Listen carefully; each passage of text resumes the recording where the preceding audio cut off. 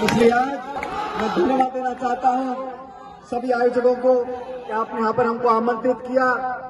दूर दराज के इलाके में बहुत सालों बाद मुझे आने का मौका मिला और जो पहले यहाँ जो चेहरे में देख रहा हूँ जो बहुत नौजवान थे आज थोड़े थोड़े बुढ़े आ गए और नए नए चेहरे देखने को मुझे मिल रहे हैं। नौजवानों का जोश हमें ताकत देता है।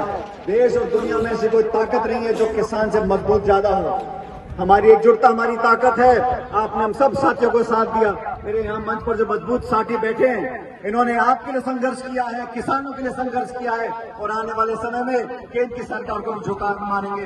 एक बार पूर्व मंत्री रहे हमारे साथी रमेश मीणा साहब, विधायक जी.आर. खटाना जी, राकेश पारिक जी, वेद सोलंकी जी और आप सबके लाडले विधायक बयाना से अमर सिंह जाटव साहब, विश्वनाथ सिंह जी के सुपुत्र मेरे, अब पिछली बार भरतपुर आया था तो विश्वनाथ जी ने मुझे कहा कि अब भतीजा कहूं, भांजा कहूं, छोटा भाई कहूं, लेकिन आपके नौजवान पुत्र हमारे साथी अनिरुद्ध जी, जिला कांग्रेस कमेटी के अध्यक्ष शेर सिंह सूपा साहब, मंच पर सभी नेतागण और आप सब लोग फतेहगिरी महाराज के स्थान पर आप सब यहां पर आए हो और इतने दूर दराज के इलाके में आपकी श्रद्धा है, आपकी भावना है कि आप यहां पर आज के दिन एकत्रित हुए। मुझे याद है मेरे ख्याल 12-13 साल पहले मैं आया था यहां पर। उस समय मैं दौसा से सांसद था और आज बहुत लंबे समय के बाद आपके बीच में मुझे आने का मौका मिला। कल 10 फरवरी है, स्वर्गीय पायलट साहब की जयंती है और यहाँ पर तीनों जिलों के आसपास के सब लोग, हमारे नौजवान दोस्त, बुजुर्ग, माता बहन, किसान भाई, आप सब यहाँ पर आए। आप सबका दर्शन करने का मुझे मौका मिला। मैं इस बात का आभारी हूँ। 6.5 घंटे का रास्ता तय कर आए हम। बस्सी, दौसा, महुआ, भुसावर, बैर, बयाना और फिर यहाँ पर आते आते पूरे पेट का पानी हिल गया। ये जो रास्ता है कच्चा रास्ता है, लेकिन श्रद्धा थी, यहाँ पे आने का संकल्प था, आप सब लोगों से मिलने का मन था। हम तमाम साथीगण आपके बीच में यहाँ पर आए। मैं आप सबको प्रणाम करता हूँ और आप सब ने हमेशा की तरह आज भी अपना आशीर्वाद दिया, उसके लिए मैं धन्यवाद करना चाहता हूँ। साथियों, मुझसे पहले जो वक्ताओं ने बात रखी उसको आप भी जानते हो। देश में आज एक ऐसा माहौल बन गया कि जिन लोगों को आपने दिल्ली की सत्ता दी थी, आज वो साजिशपूर्ण तरीके से हमारे अन्नदाताओं के पेट पे लात मारने का काम कर रहे हैं। मैं अतिशयोक्ति नहीं कर रहा हूं। आप सब जानते हो कि देश में जो 3 काले कानून लागू किए हैं, ये तीनों ऐसे कानून हैं जिनको कृषि कानून कहा जाता है, लेकिन ये किसानी को खत्म करने के कानून हैं। इस देश में 2/3 आबादी फसल और किसानी पे अपना पेट पालती है और इस देश का अन्नदाता पूरे मुल्क का पेट पालता है। और ये बात सही कही विश्वनाथ सिंह जी ने कि वादा तो किया था कि किसान की आमदनी दुगनी होगी। मैं तो आज तक एक भी किसान से नहीं मिला जिसने मुझे कहा हो कि मेरी आमदनी दुगनी हो गई। आमदनी दुगनी करने की बात छोड़ो, आज अपने खेतों पर, अपनी जमीन पर किसान गुलाम बन जाएगा, ऐसे कानून दिल्ली में पास किए हैं।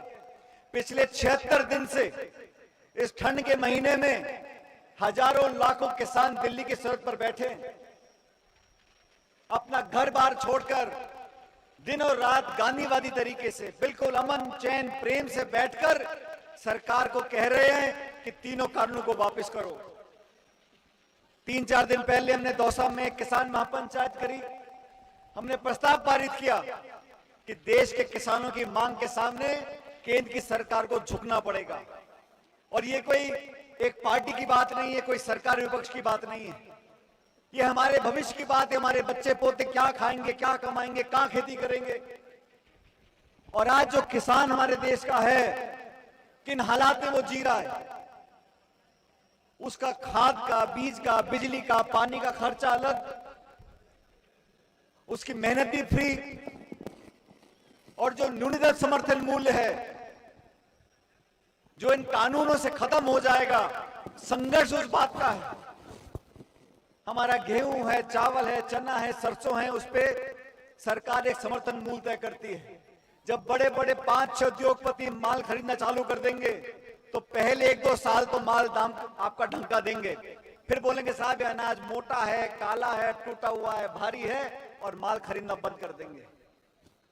बयाना का छोटा किसान जो 4 बीघे में खेती करता है, वो 10 बोरी अनाज लेके चंडीगढ़, पंजाब, बंगलौर, बंबई जाएगा और वहां पे धन्ना सेठ ने माल नहीं खरीदा, माल खरीद के पैसा नहीं दिया, आप किसका दरवाजा खटखटाओगे?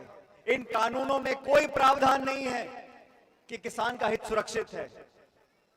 और पिछले कई दिनों से हम लोग इस संघर्ष में लगे हुए हैं कि किसान की आवाज सुनो। किसान इस देश का बोलता है कि हमें हमारे हाल पर छोड़ दो, हमें कानून नहीं चाहिए। लेकिन मुझे दुख है कि प्रधानमंत्री जी और केंद्र की सरकार जिद पकड़कर बैठे हैं, अपनी नाक का सवाल बना लिया।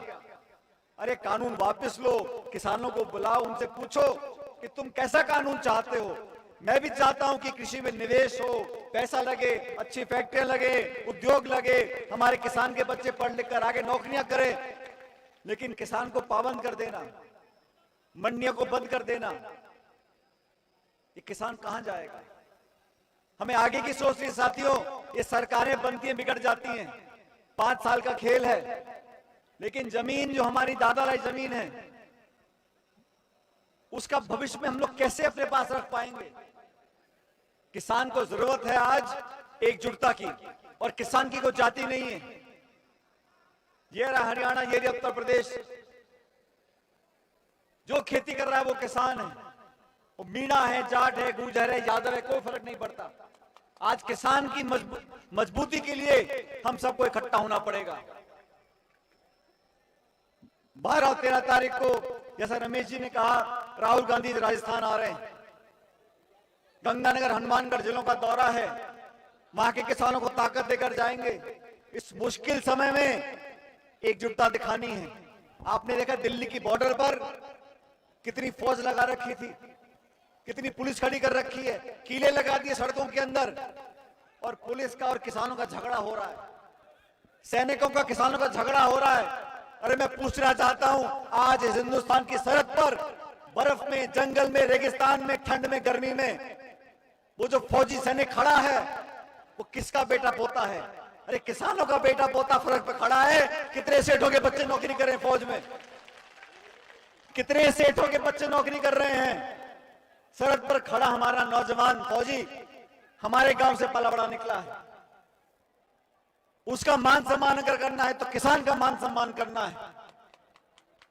और आज जो नारा बहुत पहले दिया था, मेरे साथ वो नारा आपको देना है, जय जवान और जय किसान का नारा। जय जवान!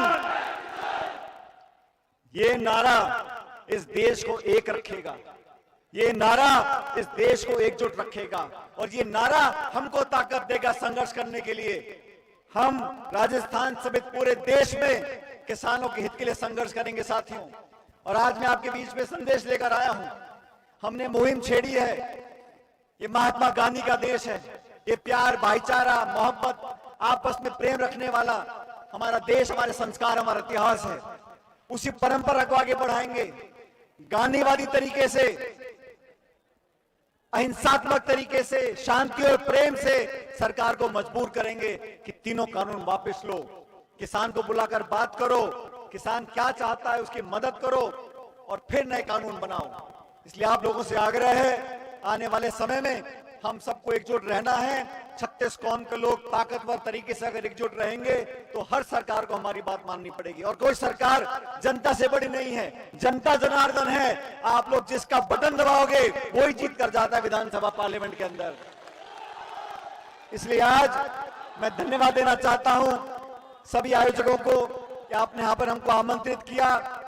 दूर दराज के इलाके में बहुत सालों बाद मुझे आने का मौका मिला, और जो पहले यहाँ जो चेहरे में देख रहा हूं, जो बहुत नौजवान थे, आज थोड़े थोड़े बुढ़िया गए, और नए नए चेहरे देखने को मुझे मिल रहे हैं। नौजवानों का जोश हमें ताकत देता है। देश और दुनिया में ऐसी कोई ताकत नहीं है जो किसान से मजबूत ज्यादा हो। हमारी एकजुटता हमारी ताकत है। आपने हम सब साथियों को साथ दिया। मेरे यहाँ मंच पर जो मजबूत साथी बैठे हैं, इन्होंने आपके लिए संघर्ष किया है, किसानों के लिए संघर्ष किया है, और आने वाले समय में केंद्र की सरकार को भी झुकाकर मानेंगे। एक बार दोबारा वो नारा दो किसान वाला, ताकि दिल्ली तक आवाज जाए कि जवान और किसान एक है। जय जवान। माता बहनों से आप भी बोल दो, आपके बेटे पोते हैं। आखिरी नारा दे रहा हूं, जोर से बोलना, ताकि यहां पर हम सब ताना कामयाब हो जाए। जय जवान, जय किसान। बहुत बहुत धन्यवाद। राम राम साहब। अरे एक मिनट, ये बच्ची खो गई किसी की। ये